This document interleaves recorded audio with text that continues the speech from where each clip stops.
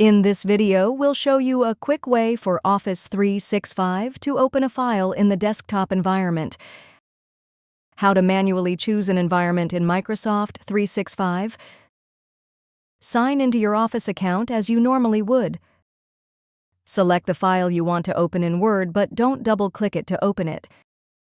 With the file selected, choose one of the options shown in the Open drop-down. To set this default setting, open the file on the Word desktop. Click the File menu. Choose Options from the left pane. Choose Advanced from the left pane. Scroll down to the Link Handling section. Check the Open Supported Hyperlinks to Office Files in Office Desktop Apps option.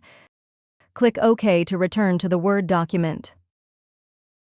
If you found this video helpful, please click the like button and subscribe to our channel for even more helpful tutorials.